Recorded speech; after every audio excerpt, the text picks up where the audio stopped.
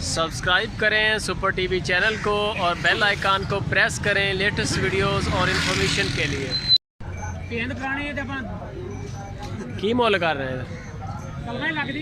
हाँ जी 140 दोंदी है कि दोंदी देखते हैं कितों आया भाई।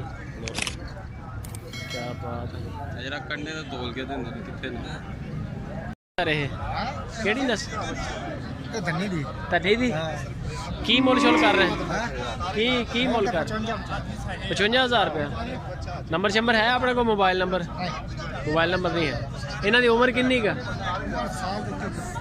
अच्छा दौड़न लिए कामयाब है ना, दौड़ते बहुत।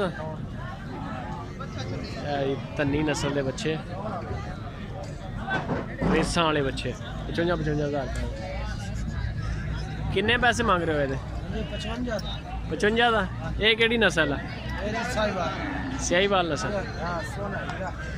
स्याहीवाल नस्ल है जी। 55,000 रुपया डिमांड। की मोल कर रहे हैं? मालक कोई नहीं पता। मुलाजम हो तुम? वैसे कोई डिमांड तो होनी कोई ना कोई। 1,05,000 या 10 है। वैसे हुण गाहक आए हुए ना तो तुसी मालक बन जाना नाल ही।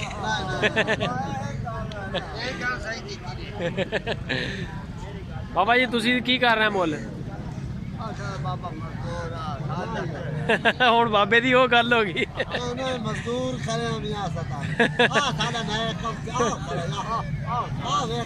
चलो वैसे मालक ने जो किया वही दस दो की हाँ मालक ये लगता ही नहीं गा। मुल की कर रहे हैं?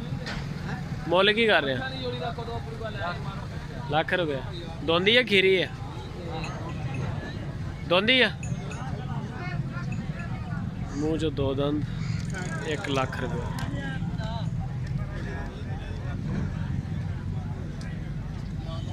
ऐसा की मोल कर रहे हैं?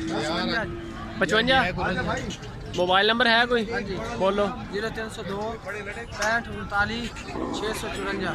केड़ी नस्ल के जानवर होंगे अपने को? आ जोड़ी किन्ने दी है सामने ली? जोड़ी का आ धनी दे भी अपने वो जो बड़ा खड़ा ओदा की मुल? 75,000 रुपया।